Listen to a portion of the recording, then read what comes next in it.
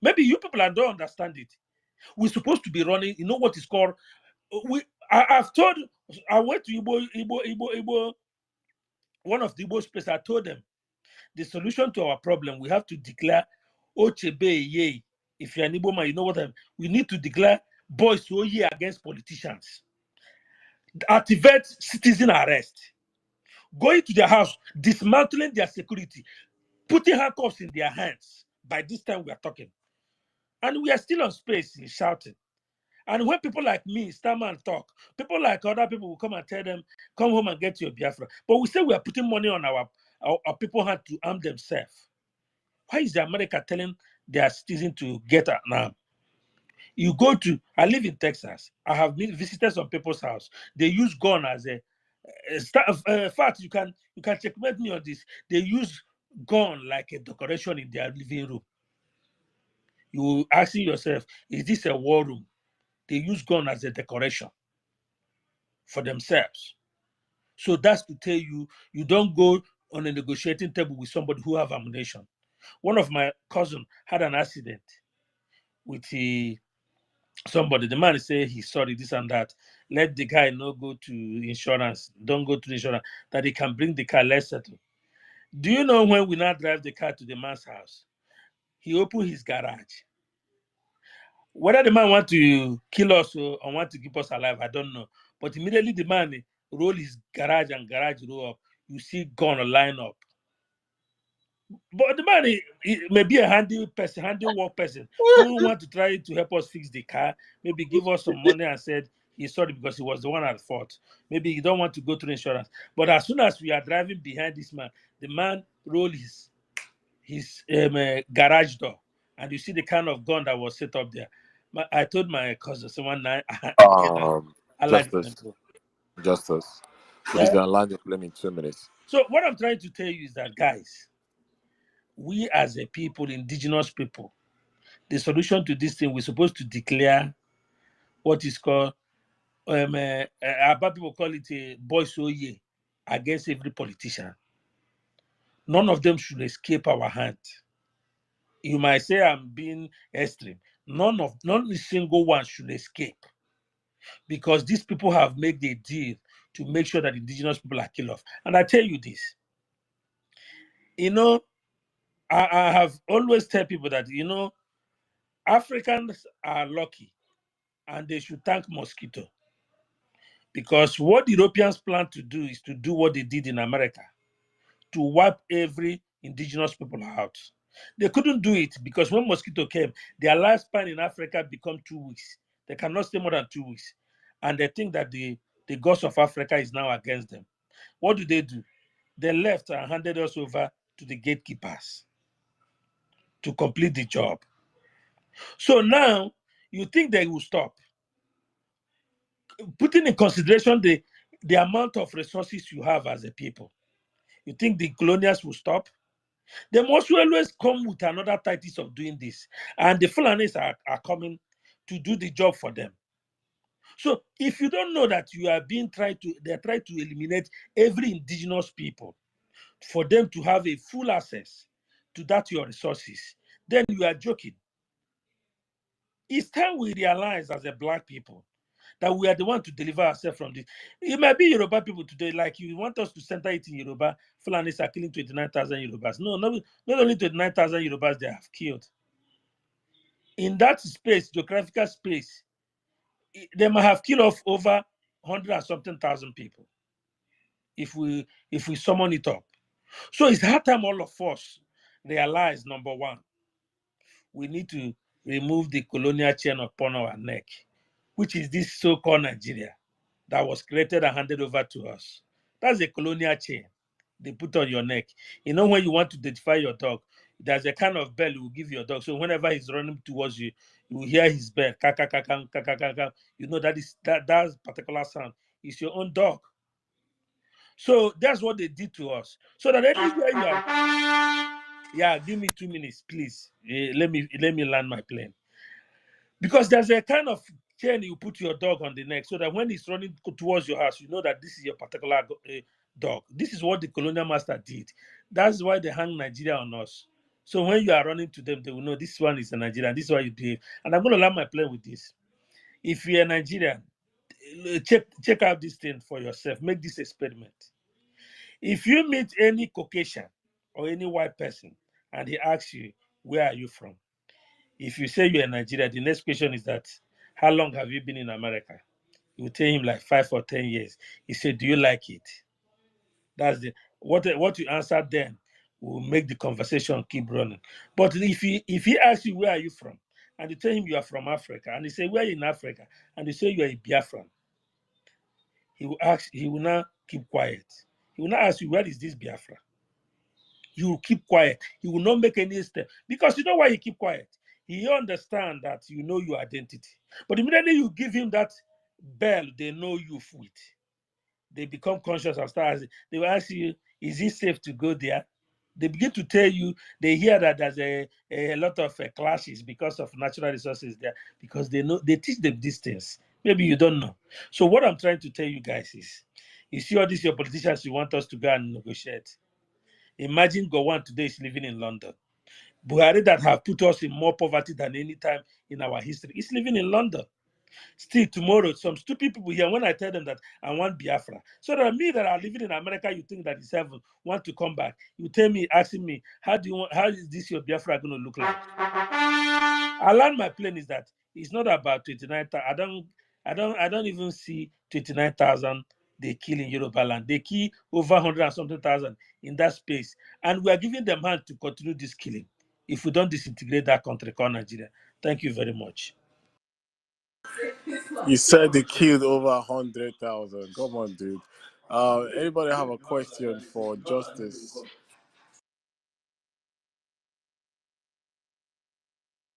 Starman, is that you wanting to ask a question, Justice? Oh no, I was clapping. But yeah, Mr. Fax, I can actually prove to you that they've killed over 100,000 since 2010. All right. On your submission, regarding the proof, while we take other speakers. Yeah. And I need all links too to those proof. I've been seeing the one of Wole Soyinka complained about the killing. A lot of people from 2018 alone to 20. In fact, the last one Wole Soyinka complained about was October. It's less than a year. And that was October 23rd, 2023. Less than a year. And just on the 22nd, Professor Akintoye gave us a staggering number of 29,000. My question is, why are the Yorubas on Twitter X Spaces scared to discuss this killing of your people? Because I see that as, this is not hypocrisy to me, it's wickedness. The voice of your people you should be. But for some political interest, I believe, they're scared to talk about it. So I want to create an open space for everybody to come in. I've been sending them the links. Please share to your Yoruba friends, Yoruba Fulanese friends. Send to them. They should come up. Let's discuss. It's a pressing issue. Something that really, really needs to be discussed. This is not 1963. No. We're talking about fresh killing, mass burials. Please, if Wole Soyinka complained less than a year, and Professor Akintoye is complaining, that means something is really going on in the Southwest. So we need to let our voice and see how we could drive the conversation forward. All right, the troops, you have the floor. Yeah. Well done to everyone. I'll just make my submission very short and precise. About the topic, 29,000 Yorubas killed by Fulani headsmen. Why are Yoruba scared of Fulanis? Just to add to what everybody has been saying, I think it is more than or it is far away from Yorubas being scared, although they are scared. But I feel like these people, they have the they have the idea that this Nigeria still belongs to them in large part. Sorry, my voice is. So I feel like they don't want anything that is going to shatter their enterprise, because even if you feel like this country belongs to a particular region, maybe the Northerners, I still believe that if it was to shift, just for 18 line. I think the Yorubas are the next in line to claim this country. So I feel like they know what it is. They believe that this country is theirs. They know that there's something for them in this country. So they feel like, oh, if we start to talk about this, this would make everything go up. This will make everything go violent. They might start, the war might get to our land. We don't want to be in that condition. We have a chance. Our man is there. We could actually be president. We could actually share this thing with the North. Once our man is done, they can come in and then we go again. These Igbos, there's nothing for them. Let's just watch them, do their thing, and all that. So I feel like they're actually doing this because they have the belief that this country is also theirs, and they don't want anything to come in between them and their so-called one Nigeria. But now the problem is this. Mr. Fact, I was on the space yesterday when you tried to enlighten those empty heads, where you came in with facts and all that. And at the end of the day, I saw what happened. I got tired of going to spaces to talk to people because people don't want to ever leave the wickedness that they have.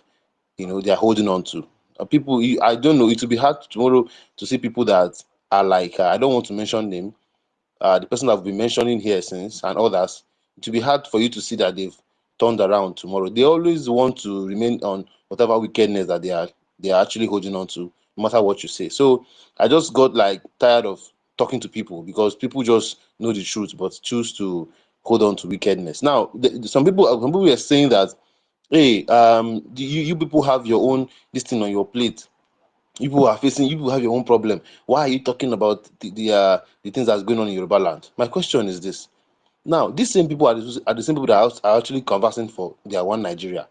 Now, the problem is, what if the Nigeria that people have is one? Why does the problem become a thing of a particular people? I don't understand what is going on. As in, these people, Ishihana on an equal, like, or are they just trying to fool who they can fool or what? You come up, you say that your country is one, and you also always saying that this thing is not your business. Edo people this, you stay in your own lane. Igbo people this, stay in your own lane. You're already divided, but you're still saying is one. Now, okay, let us not talk about Yoruba killings. This is not your problem. You people should focus on your Biafra or your anything, on your Nnamdi Kanu. You people should not come and start inciting nonsense for us. But you say we are one. But you say we are together. But you said what that means that what's supposed to be for me is supposed to be for you, right? We're supposed to like be together in everything that we do. So, but I don't have the right to discuss your problem because it is your problem. You understand? So that is where these are the things that I look back to these people and I just like, they know what they are doing. They know what they are doing. It's more than them being scared. They believe that they believe that they'll get their share of whatever thing that this country wants to share to them, or whatever thing that their country wants to offer them. They believe that they have a lot. Of course, you can see they already have a very a big share of it, even if it's not favoring them. They think that with time or something, I don't know. So, but to land my jet, I feel like they believe that they have something to gain from the country. They believe that this country is theirs. They believe that they have something to share with the Northerners. So they don't want to hurt their enterprise. So that's what I feel like. And then the last thing is the Igbo man problem. Yeah, the Igbo phobia. Of course, who are discussing the problem is Igbos, right? There's no Fulani creating spaces talking about what happened to them. It's the Igbos. So who are the Igbos to discuss what's happening to us? So that is the problem. We are Aina Hiwe by being the one to always come to talk about what is happening to them. Why can't it be some other people, or other tribe? You get so the hatred, the thing don't plenty. So I feel like these things all together are the problem that they have. So they rather die in silence than lose their country or let an Igbo man discuss or find a way to solve their problem. So that's it for me. Thank you very much.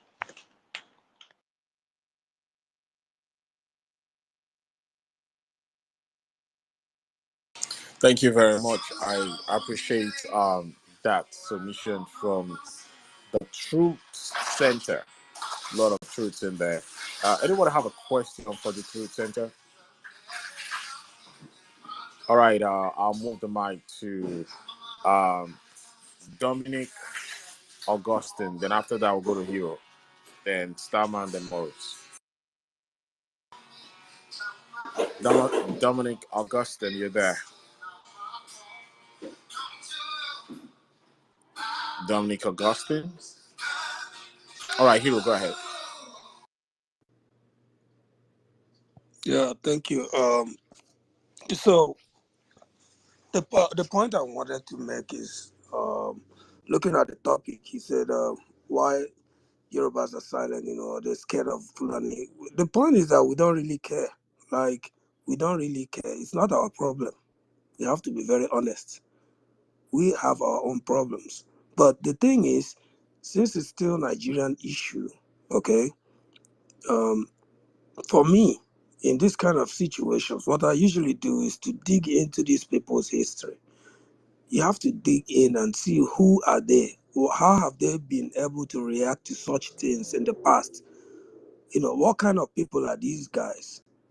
And everything points back to more like their societal values, who they are from age, from generations, from the kind of wars, how they assimilated their people, the conquests, the killings, skull mining, butchering. All these things have been hidden for ages.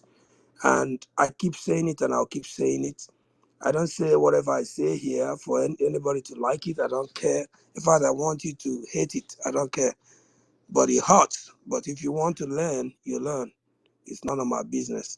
So I would rather that people who want to learn, they learn the truth. Learn it for yourself, for your own betterment. If you don't want, it's up to you as well. These people have been known with a history of intimidation, killing, conquest. They conquered their neighbor. I will keep saying it. Most people you say they are Yorubas are not actually Yoruba people. These are different people. Like, they are different. They have different language.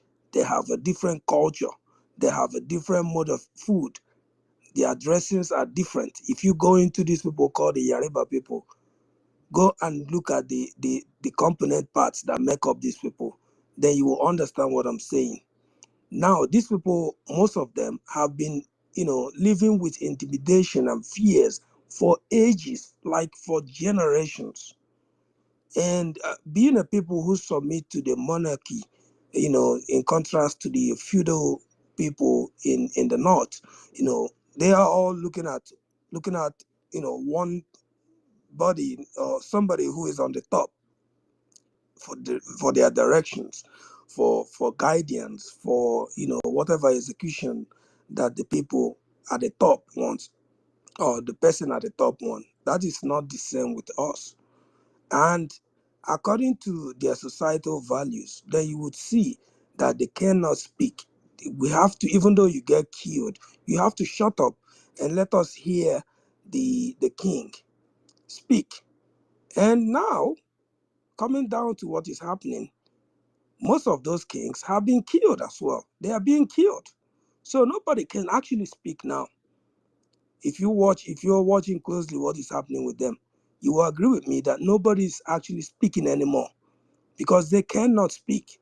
They are all looking up to their kings, and most of those kings have been butchered. And when we come here to say things the way they are, somebody is trying to be logical with Nigerian constitution, telling you have to do this.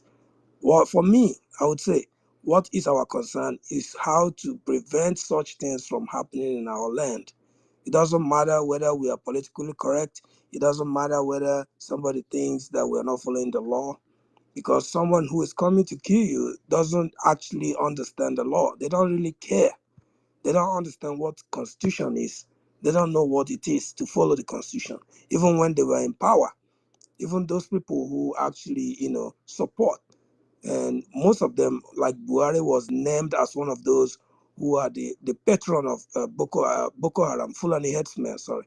So how can such people who have the people, let's say their oligarchs, who actually do not have respect for the rule of law, be the people we have to look up to in the case that we want to prevent the same Fulani people from invading our land? How do we, what is the contrast? Like, how do we actually use those people as a model? That's very stupid. Like, anybody bringing up such thing, I keep saying it, before you come and speak, please ask yourself question. Like, brainstorm. Don't just open your mouth. Wow, let's clap for you. Oh, you have to follow the constitution so that the army will not come and kill you. Bro, shut the fuck up. They have been killing us even before the creation of any network. Go and check the history there. Before Nnamdi Kanu rose, they have been butchering people for no reason. And somebody is coming here, and I'm even ashamed. I look at some people, they are giving him thumbs up, 100%. I was like, these people, are they insane? Are they trying to do the same thing that they did in the West to us? Like, let's become docile people. But I just thank God that our DNA is not like that. It will fade off. Such nonsense will not last in our land. And anybody who doesn't know should go and read history. Before Eastern Security Network, before Biafra, before all those things started resurfacing again, there were killings which were unprovoked. We didn't do anything. We went to our farm peacefully to farm, and we were butchered. And if you look at the history, just like somebody already said, it's coming down from the northern part, or where I would say, let's forget about the core north. Let's go down to the middle belt, like the Benue areas. And the killings started trooping down. And they tried to enter our land, which they did, because it's a country, so it's an open border, right? They entered, went to the farm, wiped out a lot of people, ransacked communities, you know, just like that. And nobody is speaking up. The last one we had was the Enugu governor crying. That we're not crying people, because the reason why he's crying, because he is helpless. He cannot help anything. That's the governor crying, and nobody's even making mention of that. What happened in Benue, where we have all these trailers loaded up with human beings butchered by Fulani herdsmen? I don't care about the Connaught for now. Let me just calm down the people who are very close to us. So somebody coming here telling you guys who are listening to go and make a law, just fold your hands and wait, make a law, let it be passed, bullshit talk and has no substance in it. And I keep asking, and I will ask again. If you were one of those whose parents were butchered by those people in Enugu, probably you wouldn't be born. Say this thing had happened earlier on. And our generation is going, our new generations who are supposed to come up, we don't know what solutions those people might have come up with, have been butchered without even being known. And somebody is here trying to, make us look correct in the eyes of the law, when everybody is openly telling you that they want to decimate you. They don't like you in a country that you're supposed to call your own. So let us do away with that. Let us actually go back to reasoning. Let us try to go back to who we are and understand why we are different and why we do things the way we do. I know the Igbo man might be difficult. The reason is we are Republicans. We are people who go for the highest logic than just going with anybody else. So that's why sometimes it's not easy, because we are looking for the best of the best. So if somebody is coming here to confuse people, to make people start reasoning like animals, like dummies, like people who have to look up and wait for their king to speak before they can follow, or people who have to look for their oligarchs, the top class, first class people in their society to speak up, before they can have anything to say. Sorry, it doesn't happen in our land. You can go elsewhere for that. It does not happen. It will not happen. Our lives must continuously be preserved. I don't care how the laws of the land of Nigeria goes. We must survive first as a people. You can cry all you want. You can hate my speech all you want. But before anything will happen, our land must be preserved. And there is no other way. There is no other way. If you know it, please speak. There is no other way that you can defend yourself against somebody who is wielding an assault rifle, rather than having an assault rifle of equal measure or even higher. Make it make sense, my people. Let's make this thing make sense. How can you defend yourself against someone who is wielding a weapon? Like you have known nothing against him. You didn't do anything to him. He just came around and butchered you. And some idiots here will come up and tell you you should wait for laws and wait for the state to sign up stuff, just like a Motekun bullshit that is not even working. Tell me the relevance of Amotekun since it was established. Tell me, can somebody tell me? Has he pushed back on Fulani harassment? No, that's the truth. We can't shy away. We're in Nigeria. We know what's happening. It has not stopped it. If you have a counterfact of what I'm saying, bring it up. And for those of you who are dispelling the 29,000 killing, I have said this thing before. You are just a fool. You're a big fool if you are saying that it's not what it is, and you're not coming up with a counter figure with evidence to back up your fact. Just shut the fuck up. Just get out. This is science. Even though you think that the man is wrong, fine. Come up with fact. Let's go with whatever number you have. And if you don't have it, just shut up and just go and sleep. And people are still not even talking about that. People who are being killed. Their issue is the Igbo man is discussing our affair in a country you supposedly called one. You see how foolish they are? Are you guys listening to yourself? Like how stupid they even sound sometimes. The same people mock you. The same people want to see you down. That's their game. That's what they have been doing. I've been saying it. This is what they do for ages. They are not going to change in the next 100 years. These people are killers. They are killers. It's part and parcel of their culture. Go and study the Yoruba culture. Go and study it now. If you don't know the culture, go and study everything about their culture. Killing of human beings is part of their culture. I know it's something that is not good to say about, but it's the truth. Ask any core Yoruba person. Let them tell you the truth. It is part and parcel of their culture. It's not part and parcel of our culture. It's not who we are. So marrying us with such people, bringing up their nonsense template that has never worked and suggesting it as an option for us, you need your head to be re-examined. In fact, you need to go to a mental ward so you could go get a checkup. We as a people has to be preserved, and that is what I keep saying. And anybody who is saying that we should die before we get a solution is very, very useless. And we should remove such people from our midst, because that person has nothing good for us. He has nothing good for us. And Nigeria collectively has not even helped the matter. Nigeria collectively has not helped the matter.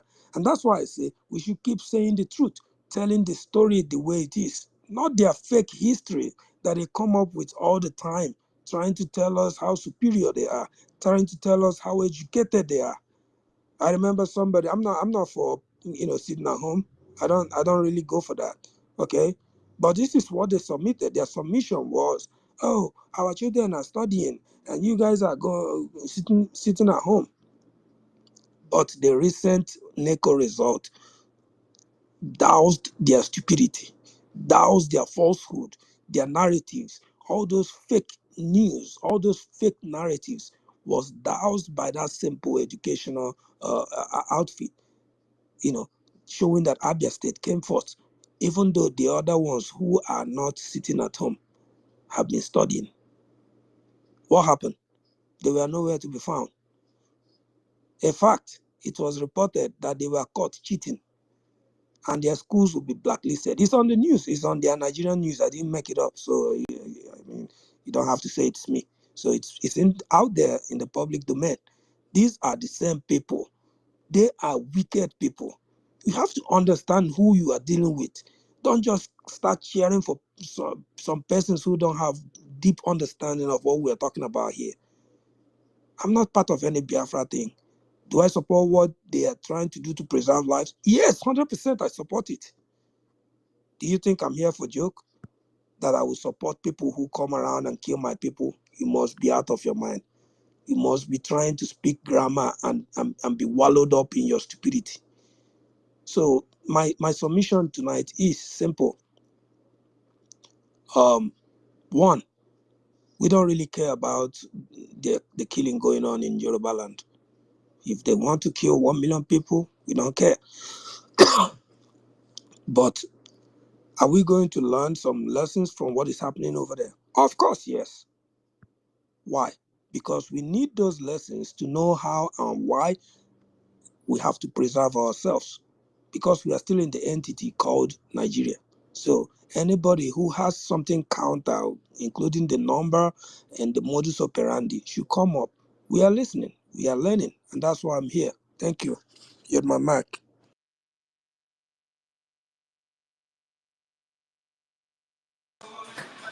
All right, anybody have a question for Hero? All right, in the absence of no one, I will move the mic to Cine Bogger. Tis he, Cine Bogger. Okay. Good evening, everyone. Mine is a question. And the question is for everyone. I just need a clarity on so many things, especially these Fulanis, the headsmen or bandit, because they have so many names so far. So, to the best of my knowledge, like this has been happening for a long time. Fulani either, again, there's a lot of confusion around which one is which. They keep saying, oh, Fulani bandits, oh, Fulani militia, or this and that. But all I could say is, with my experience or with what I have known so far, I there's nothing like headers farmers clash. What I've understood so far is some individuals, either using the ethnicity coloration or whatever it is, have an intention of destroying communities and taking over their land, and then they come under different canopies. But at the end of the day, for me, I can say they are terrorists, because for those that I've seen and those that I've experienced, these are well-armed individuals who comes to kill people at night when people are asleep, and then they go. Then the next day, you hear a lot of stories and nothing happened. And this has been happening over time. Now, my question here is, now that virtually most Nigerians are aware of this, and to some extent, most people cannot even say anything about it because of, I don't know, whatever reason it is, but of course, because of so many other things. What is the best thing that can be done by these helpless villagers or helpless farmers in their different localities that have been just mimic and being killed in their location for no reason, just because, for whatever, just because they belong to a different whatever, and then some people are killing them, and the state or the federal are doing nothing about it. It has now become like a routine, and then even people that are affected could no longer say anything because a lot of them have been overpowered virtually. So what my question is, what is the best thing that these armless villagers could do to really keep their people safe? Because it is clear that the state is doing nothing, the federal government is doing nothing, the authorities are doing nothing. And this thing is becoming clear now that these people are really, really carrying out their intention, and it's no longer hidden because it's clear. I wanted to say, if Mr. Fat could have, although there's nothing like that on Twitter, would have had a poll for those people to wait for their leaders to go and sign, ratify whatever bullshit in the state nonsense, and or they should be armed to defend themselves. We should have taken a poll right now, and maybe the names of everybody will be represented in each poll, to actually see who is answering which, so that we know the level of intelligence of some people here. This actually speaks volume. And I keep saying it. You're talking about what they can do. What they can do is what they should do. What are they supposed to do? They have to actually be alive to do whatever they have to do, right? So the first thing is to preserve life. And I mean, you can run, but you can't run forever, right? So how can they preserve their lives? The same thing I said. If somebody comes to you with a machete and you have a machete, that person will think twice. If somebody comes to you with an AK-47 assault rifle and you have the same kind of equipment, what happens? It's simple. The person would have a rethink. And that's why in America, Kamala Harris, I said it before, in one of her speeches, was trying to take away the rights of Americans to own guns. You know, they keep bringing up the video, but I think they are paying these people to bring it down. So what is it that we're talking about? Self-preservation. So we should understand that we have to be alive to even be reasonable. We cannot be dead to go and make or ratify laws, bullshit nonsense. You cannot be dead to do that. If you die in the process, brother, you are gone. So in my response, I would say we have to defend ourselves. We have to actually empower ourselves. We have to be armed like those people who are coming to us, because there's no other way. If somebody else has something else, I mean, how we can, what else we can do? I'm listening, so I'll just, mute my mic now. Can I do a follow-up question on that also? You could do that. So I could take Okay, and another example, like what happened in Southern Kaduna some years back. These guys will come, they will wipe out the village, kill who they will kill, they will leave, and when the community leaders try to fight back or call the authorities will never show up. Now, if they decide to fight back, these guys mobilize and come in large number. That's one of the scenarios. The other scenarios is when they call for the authorities come like a day before these attacks, do search, and they call it search and whatever, that they clear the communities of everything they have, like messages, all these local sticks that has a ball head and the bow and arrow. They take away all these things and leaving these villages armless. Then whenever that search and whatever is done, the next night these guys will still come and then wipe the village.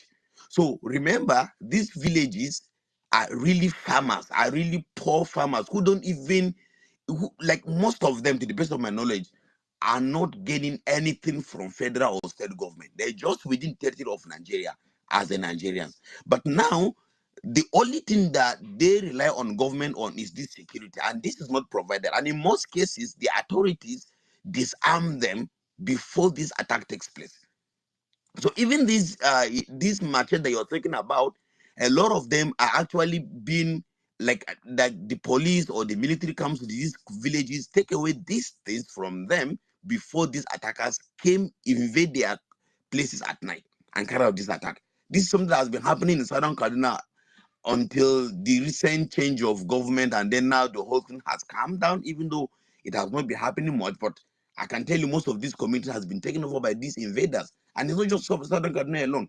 Most of the North Central state, like Jos, Taraba, some part of Jigawa and Benue, Plateau, all these places, this is recurrent, and people are just armless. They can do nothing because at first they were fighting. They are fighting these people, but this is what's happening. Like the state is disarming them.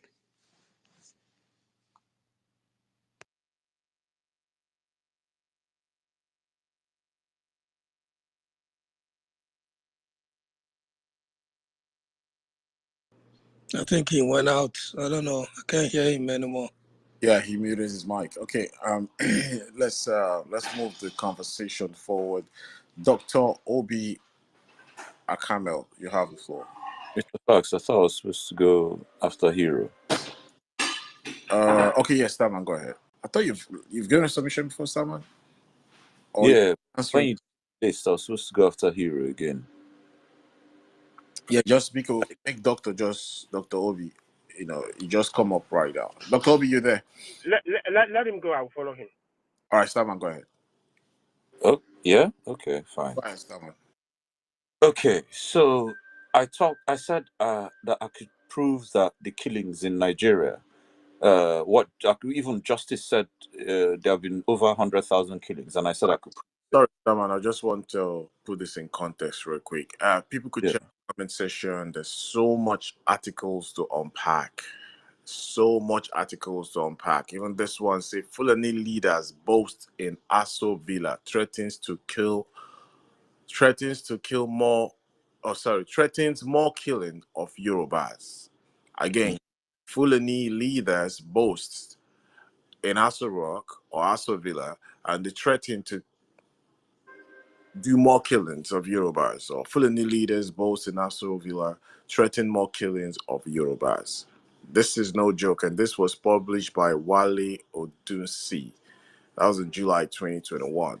So that also could link you to the claim of Professor Akintoye. So many articles I'm looking up right now. People are pulling up all this stuff, and it's a shame to see people come on spaces and no. I think I'll be doing more of this, but go ahead, Stammer. Yeah, thank you. I mean, okay, for people to be denying this thing, it's the height of playing ostrich, burying your head in the sand, thinking that if you can't see the lion that's coming to eat you, then maybe the lion too can't see you. It's absurd. So I said I was going to prove that, in fact, more than 100,000 people have been killed in Nigeria since the whole conflict started. So again, I'll refer people to one of my favorite Wikipedia pages. Now, I know people, when they hear Wikipedia, oh, some people just think, oh, Wikipedia, no, Wikipedia fake. Oh, no, it's you, Starman, that edited it. I'm sorry, that's the easiest cop out ever. At the end of the day, it's a body of information. It's now up to you to look at the body of information I've provided. If you don't believe it, go find a counter body of information and come and debunk me with superior arguments. Simple. Instead of dismissing what I'm bringing straight off the bat, like, it's because if I should give you all the correlating information, to be honest, none of you will go through it. You don't have the time. Even Wikipedia has references. Exactly. That's why I said if I was to give them all the correlating information that they used to even correlate some of these pages, nobody will go through it. That's the fact. And we all know it. When people are quick to say, oh, you bring your evidence, me, I just know those are people that are trying to do gotcha. People that are trying to, because me, when people are talking as they're submitting and I don't agree with them and they're saying things I don't agree with, before I even say, oh, bring the evidence, me, I'm already Googling it myself, which is why I can unmute and say, nope. What he said is Bokham. Right. Again, I'll refer everybody with a page which I've posted so many times on this app. And I'll refer everybody again to it. Now, I'm not even going to bother posting it, but you could Google it yourself. It's very easy to find. It's a Wikipedia page titled List of Ongoing Armed Conflicts. This page summarizes all the armed conflicts around the world. In fact, it gives you a very, very informative color-coded map. The color coding shows how minor or how major the conflict is. And then it also gives you the criteria for what is classified an armed conflict or war and not. And critically, in that criteria, it says this list of countries by international, this list is not a list of countries by international homicide rate. So it's not about murder or just criminal. It's not a list of countries by international homicide rates and criminal gang violence. They are not included in this list. It's purely military or paramilitary.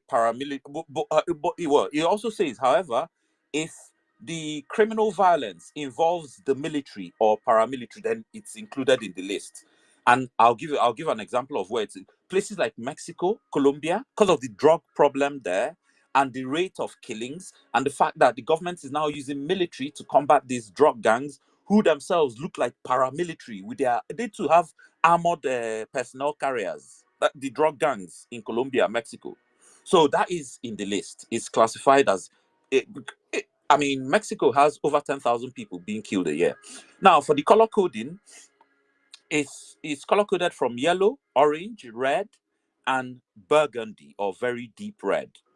Yellow says it's a skirmish or a clash, meaning that 1 to 99 people are killed every year in whatever is going on in that country. 1 to 99 people. That's the lowest rank.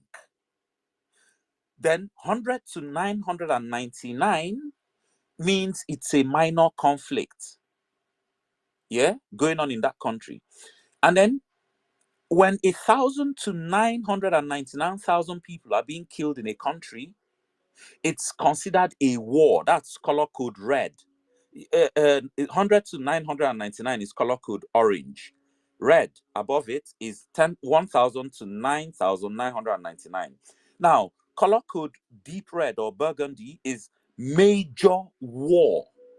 And that means 10,000 and above people are being killed in that country every year due to this conflict based on the criteria given. I mean, I just gave for the sake of time, I just even gave a part of the criteria I thought should be highlighted, which is just basic criminal, the fact that it does not include murder, homicide, minor criminal activity, that sort of thing.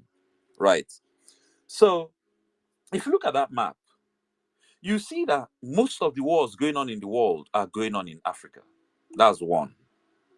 Two, when you look at all these wars going on in Africa, unlike most other parts of the world, yeah, Mexico is an internal conflict. India is self-determination.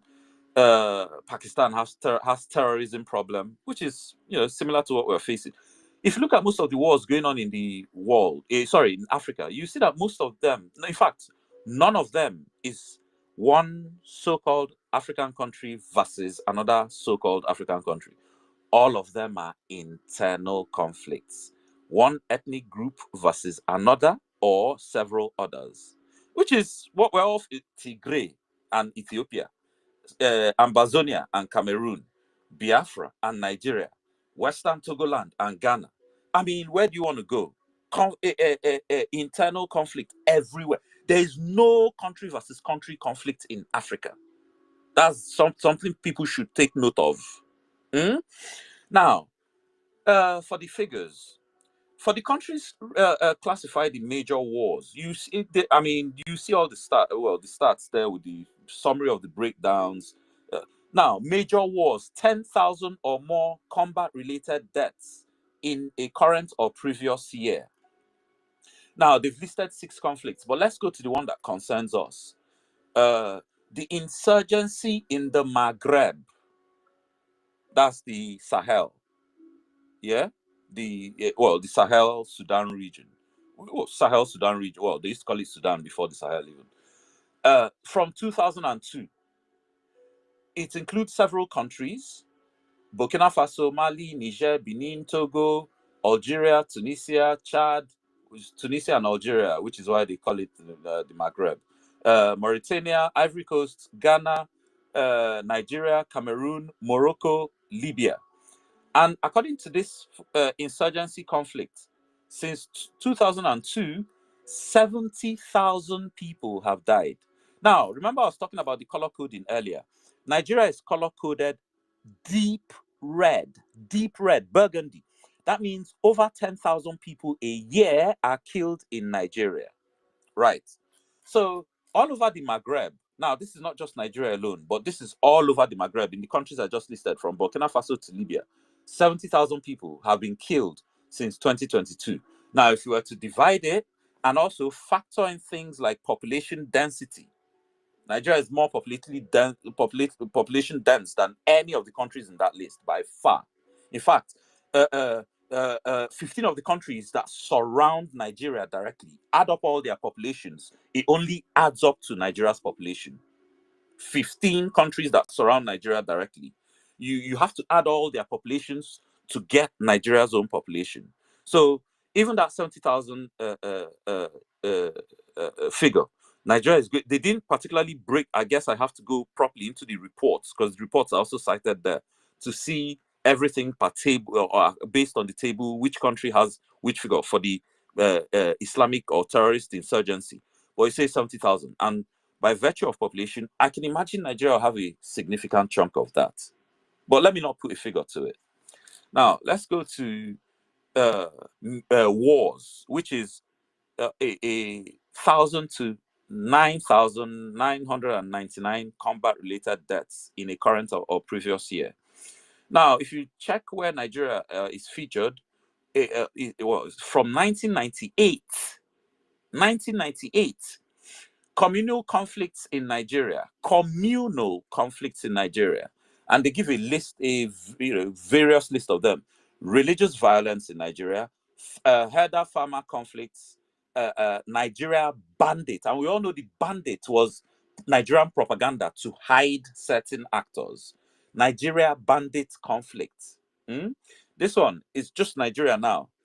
98,300 deaths since 1998. 98,300 deaths. Okay, let's go further. It's still in the red color code, which is war. Boko Haram insurgency since 2009. That affects Nigeria, Cameroon, Niger, and Chad. And again, remember, Nigeria has far more population than any of the other three countries. 373,100 deaths. But Boko Haram does not concern what we're talking about here. What we're talking about is more focused on the ones that affect our region in the south, which is the communal conflicts in Nigeria and the terrorist, the insurgency in the Maghreb. 70,000 deaths now. Let's even say, because there's a list of about 10 countries, or even more than 10 countries. But let's even say Nigeria has about 10,000 of that. Remember, I was in a space the other day where I did the rough maths, and I said, I will estimate that about 140,000 people have been killed. Now, if we were to take 10,000 from that 70,000, add it to the approximate 100,000, or 98,300, that's 110 people. My estimate wasn't even that far off. Now, we know most of the killings have been in place in the Middle Belt region, places like Kaduna, places like Jos, and then now Benue.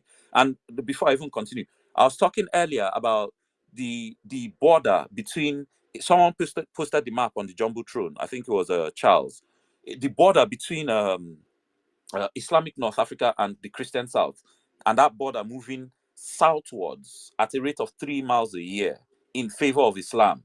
Well, when you hear villages in Benue and Jos being conquered and renamed, what do you think I'm talking about? That's exactly what I'm talking about. That border shifting southwards at a rate of 3 miles every year, the rate of conquest by Islam. Now, so we know that most of the killings since it started from the north have been that Middle Belt region, Southern Kaduna, Jos, Benue. So if you look at 110,000 people being killed for this insurgency, and yes, I know they've also killed in Northeast, Northwest. Northeast is largely Boko Haram, Wahala. But if you look at these figures, to be honest, Professor Akintoye's 30,000 in the Yoruba region is not far off. It is really not far off. I don't know why people are trying to make out like, he just pulled the figure out his ass. Oh, like, a professor would just concoct bullshit for the sake of concocting it. Like, being central to the Yoruba movement, he does not have specific or certain types of information that many of us will never be privy to, all because we want to play ostrich. We don't want to deal with the facts and figures because it hurts, and then for this whole dialogue, political process, that bullshit. I was speaking to a friend of mine, and this girl was like, that we should just down our guns and do it another way. I said, which way? She said, political. And I asked her, I was like, wait, hold on. You tell me, do you really believe that if we down our guns in the southeast, the Fulani herdsmen killing will not come back and increase? she was like, let her not lie, it will come back, oh, and it will increase. And I was like, so why do you keep saying down your guns and do political process? You know that the politicians ain't going to do nothing. Why do you keep saying down your guns? You know, like do you think if we down our guns, they'll just leave us alone because we're Igbo? Why are they now moving refugees? Oh, well, supposed refugees to our region. Why? Why? And I don't believe they're refugees. Fuck that. That's bullshit. They are terror cells and human shields. Obviously, it's going to be just blatant if they move only men. So they're going to mix in some women and children so that anything happens. Oh, one woman, one children amongst them dies. Oh, you see, innocent people died. But then the men are jihadists. Look, I don't know what can save Yoruba people now. But they still have more hope than most other parts of Nigeria. But there are some parts of Nigeria I look at and they are gone. I'm sorry. I'm not even saying this to make anybody feel hurt or anything. But I used to think that Nigeria would break into 4 or 5 countries before. But now, no. There will only be Nigeria. There will only be Biafra and whatever Nigeria becomes. The people, anybody who is not already on the journey of self-determination at this stage is still doing confusion about it, hiding it. It is too late. In fact, when Biafra breaks, the only parts of Nigeria that will... Oh, Starman. I believe you're hearing the buzzer. All Take right. I didn't. Oh, sorry. I didn't. seconds to land your plane, please. Okay. When Biafra breaks, the only parts of whatever is left of Nigeria that will manage to break themselves, will manage to free themselves, will be as a result of reaching out to Biafra to be part of Biafra. And I imagine maybe certain parts of the Middle Belt and some parts of maybe Southern Yoruba land might eventually do that. And that will be their only hope. As the situation is, Nigeria is gone. And I land with that. Thank you. All right, anybody with a question for Starman Alpha? 2 minutes, please, and we'll move the mic to Dr. Obi. Go ahead, Hero. Yeah, I wanted to ask Starman, you know, the reason why people like Tinubu, the likes of what is it called, Osibanjo, who was the then vice president, you know, because when he was there in office, more especially the Osibanjo, the guy that I don't know if he's still a pastor with the Redeemed Christian Church of God. I read what you posted, Mr. Fats. Why is it that during that time, I mean, he was vice president, he was in power, so nobody should fucking tell me any BS. He was in power, he was on seat, and his people were being butchered. Like he was. Listen, these guys have a security report. There's something they call security report. Anything that is happening in Nigeria, they get first-hand information. You understand? Many people don't get. There's a lot of killings they ignore. Like the news wouldn't carry it. The minutest of the minute, these guys get the information. Forget about guys lighting, people trying to derail the narrative and all those kind of nonsense. Why is it that people like Osibanjo, who claims to be a pastor, who claims to hold a good moral, was not ever able to do anything? Even if he doesn't want to speak up, he can act in his capacity. I mean, he has influence, and he has been in various political positions, so he knows better. And he has been a lawyer, an attorney general, I think, for Lagos State or whatever. Why is it that upon all of these things he has acquired and known, yet he was dumb, like he can't speak during the killing of his people? I just want to know. Okay, so before I get to Oshibanjo, like I said earlier, most Nigerians, apart from the Biafrans, they've become a leaderless people. And I'll give the perfect example. A lot of the people in the Middle Belt and a lot of Nigerians, they actually thought Gowon was a leader, all because he fought to keep one Nigeria together. Look at the Middle Belt today, who, after Gowon fought to keep one Nigeria together, look at what the one Nigeria is now doing to his people.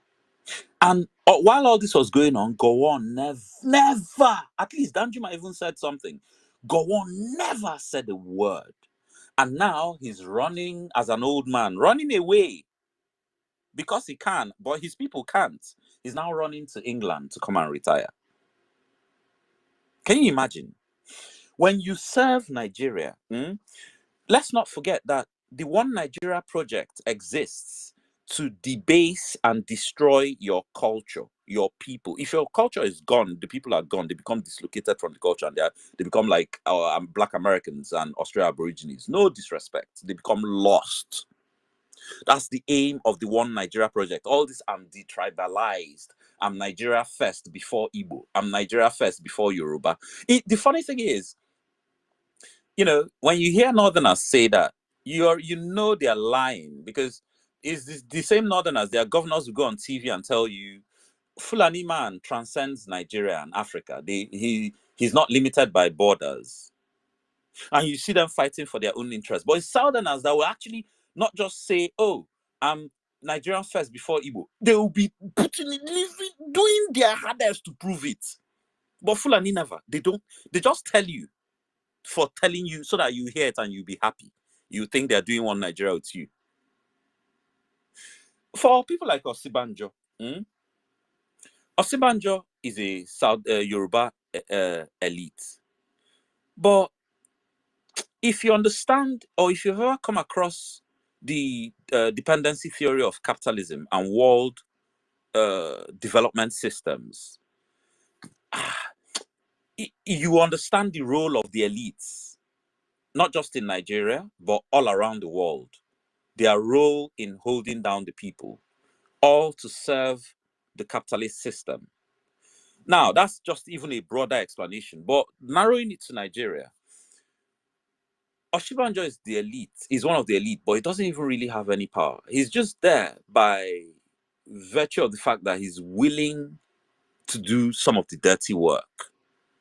He doesn't really have any power. I would disagree with you a little bit, because we had a scenario with Atiku Abubakar, whose sharp contrast with OBJ was clearly visible to the people of Nigeria.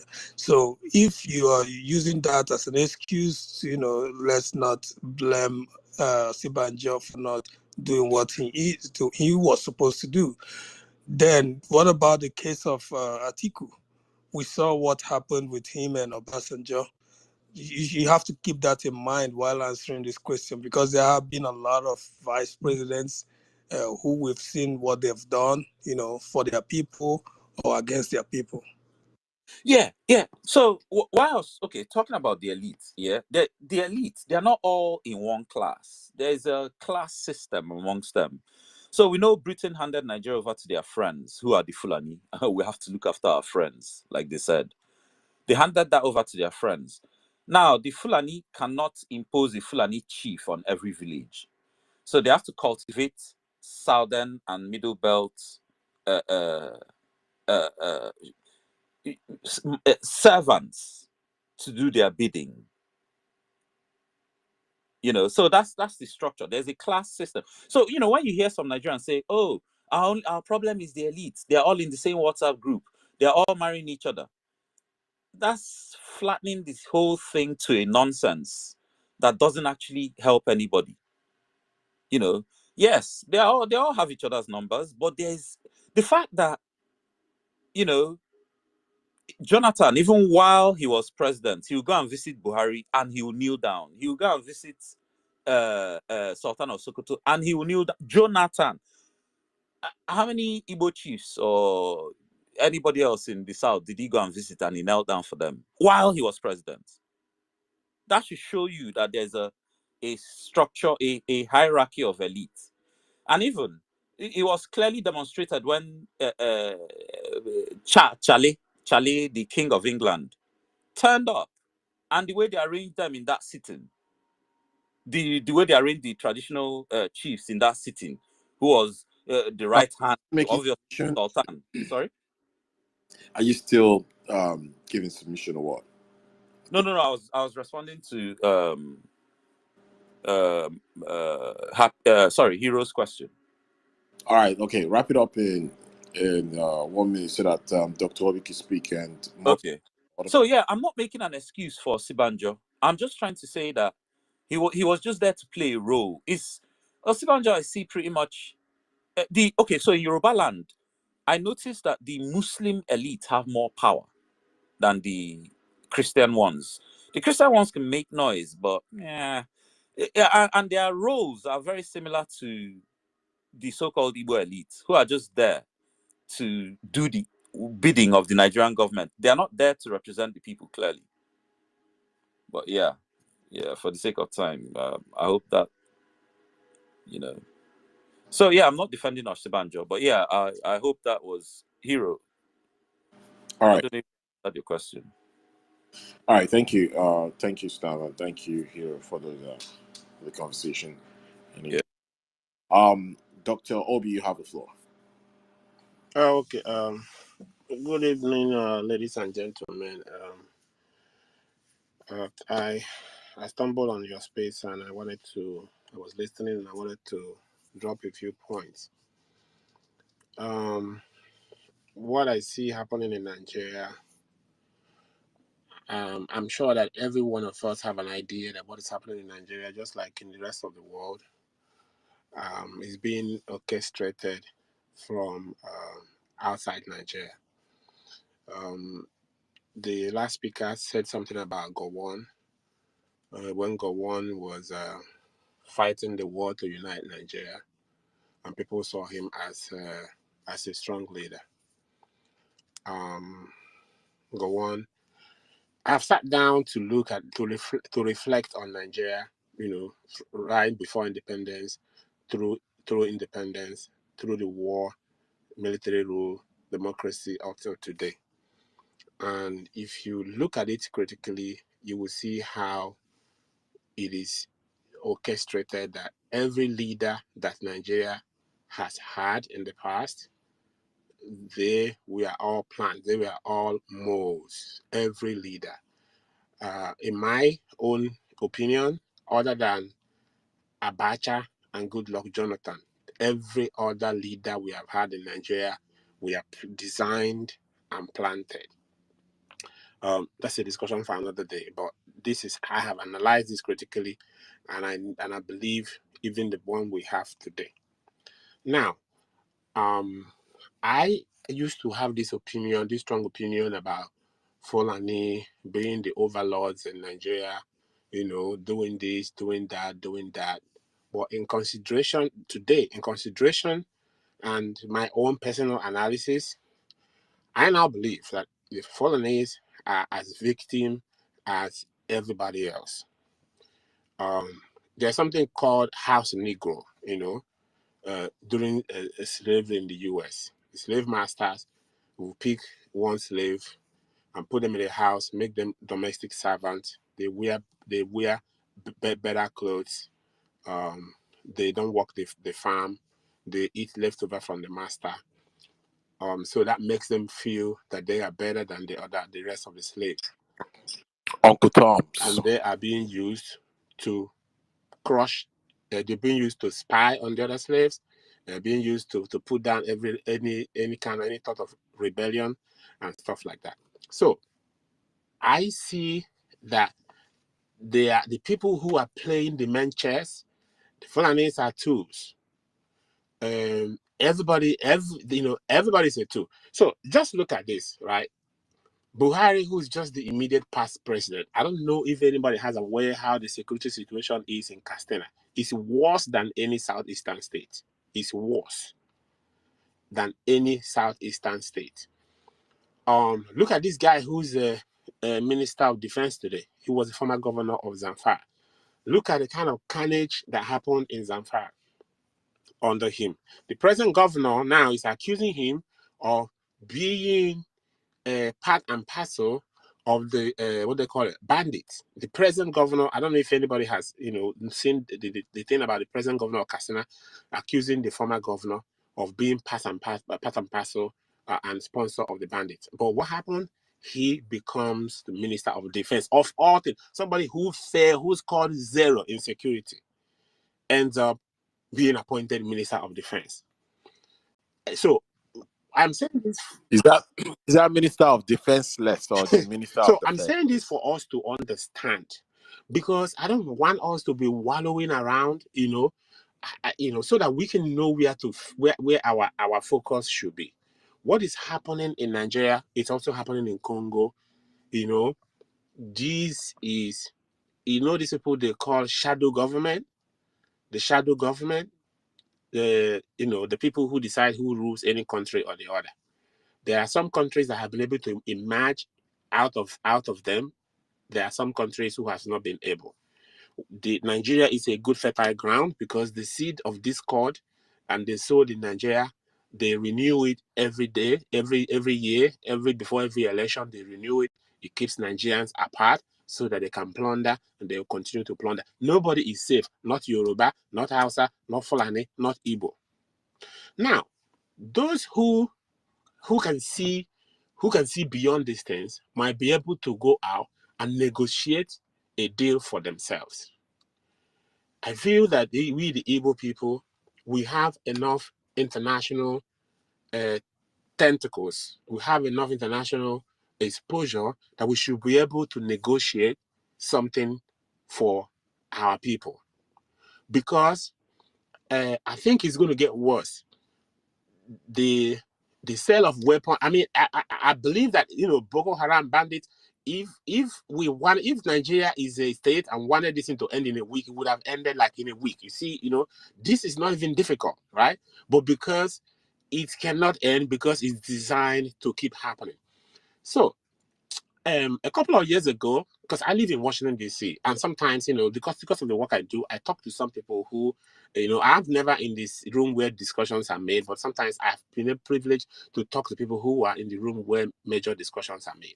So, and somebody was discussing about how this Western Sahara, the issue of Western Sahara, who is still suffering occupation from Morocco, and they were trying to see how they can get independence. They have lobby and everything in Washington and stuff like that.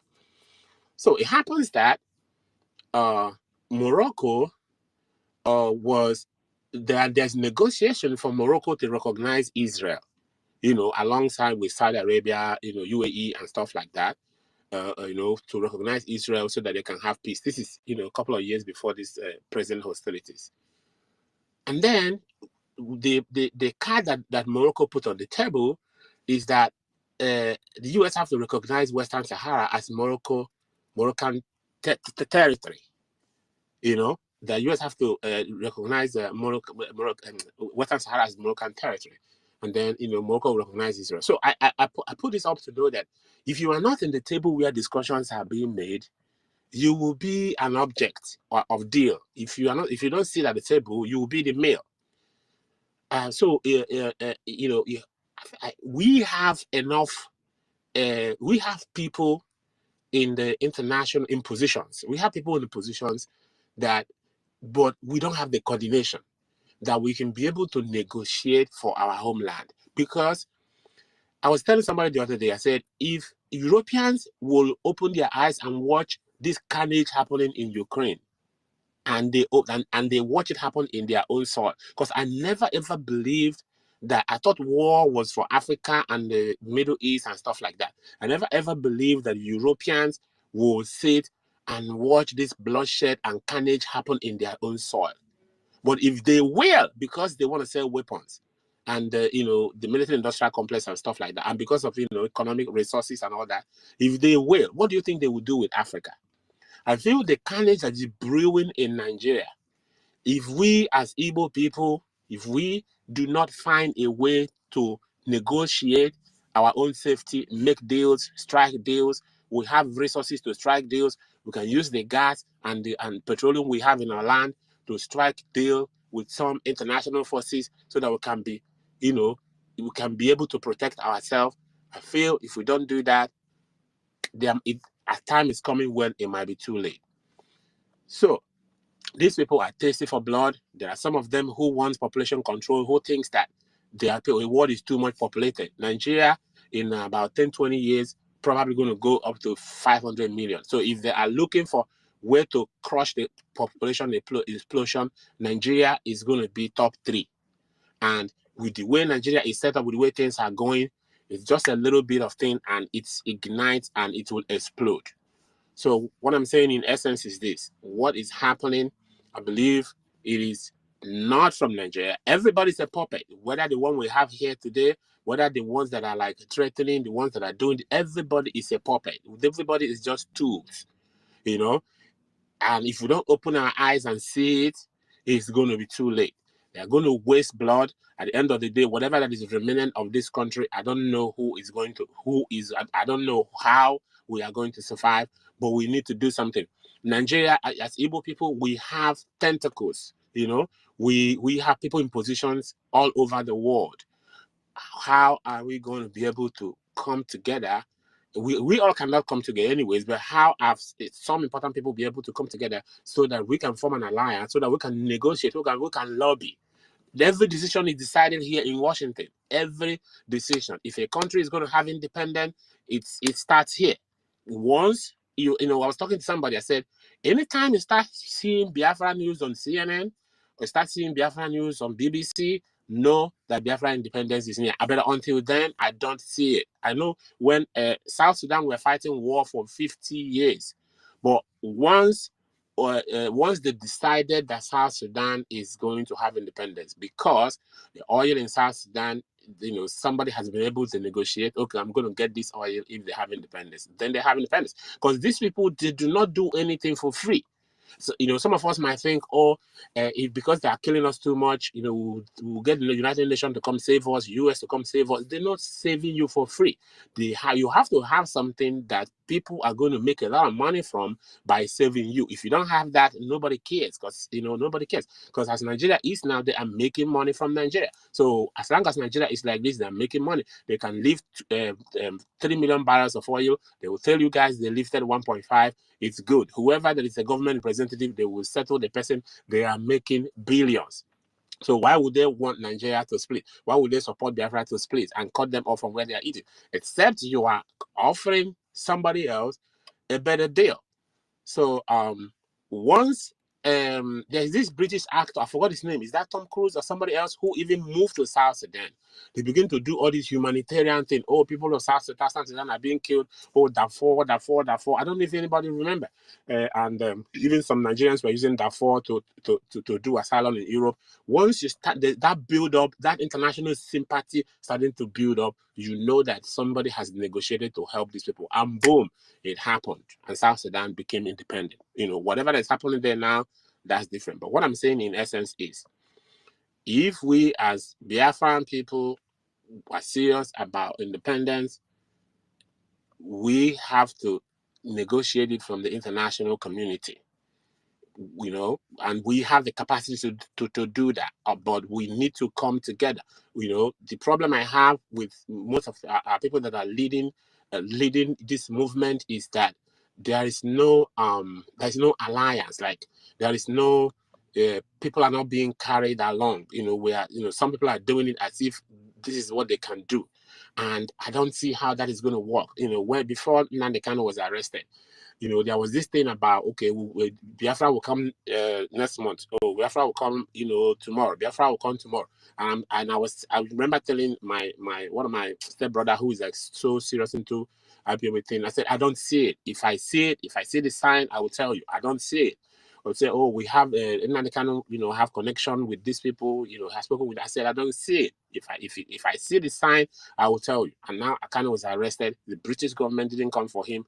The US, they're not saying anything because it is not in their interest. So it has to be in their interest for them to be able to come. Other than that, everybody in Nigeria is still going to be used. They'll be knocking our heads together, both the Fulani, both the Yoruba, both the Igbo, the Middle Belt. They'll be knocking our heads together, and they will be doing whatever they want to do. If they want to cut down our population explosion, they will instigate war. They will supply weapons from both sides. We will eliminate ourselves, and at the end of the day, they will run away with the body. That's all I can say for now. Thank you. Thank you very much. Anyone have a question? Just wave. Yes, I have a question.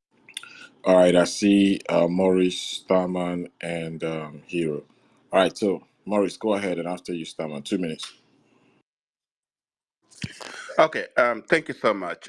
Thank you, my brother, for the submission. And to be honest, being truthful to ourselves, at least you'll be able to touch those areas and some of the things that we've known of, or that is really the truth of the matter. Therefore, my question to you is, what do you think you have said about negotiation or cutting a deal? Who are the people that will cut the deal? Please, that's my Okay. question. Thank you. So if you look at Igbo lands today, right, and somebody is, let's say that I am a big power broker in Washington, and I know something about Biafra, and I'm looking at what is going on, and I have sympathy for Biafra. The right person that I will go to will be the governors. That's the constituted authority, you know. Then as of we that are, Igbo people, whatever, we always look. You mean the governors in Biafra land or Governors the in governors in Biafra America? land, and I will tell you why. Okay. We the like Igbo people, sometimes we say Ohanese, which annoys me, because Ohanese is just old people, retired politicians looking for government contract. I hate when people mention Ohanese, but I mean the constituted authority, because look at this. If somebody was like, okay, let's see how we can help Biafrans. The constituted authority are our 5 governors, and if they go to them, they will tell them, don't worry, we have this little issue, but it's not about independence, it's not about secession. I think I need to stop this. This is not our broadcast. They're talking about going to see governors. This is not what is supposed to be in our government platform. We talk about Biafra, not governors. Biafrans, I have to stop this. I have to stop this, please. If you are listening to me, if you are hearing my voice, what do you say under the comment section? I give you 1 minute now. I'm stopping it, or I should leave it going. If you are listening to me, write something on the comment section now before I stop it, because this is not something that's supposed to. We are here for Biafra. We are talking about Biafra. I don't know why I'm streaming this. I know Honorable Information Minister might not be happy I'm streaming this, because this is not kind of things that we want to be going out to our government platform. They're talking about Biafra. They are talking about going to meet governors. I'm listening. I'm waiting for you to give me your opinion on the comment section before I will stop it. Very good. Thank you. Good night from here. Thank you. Good night. That's enough. Nonsense.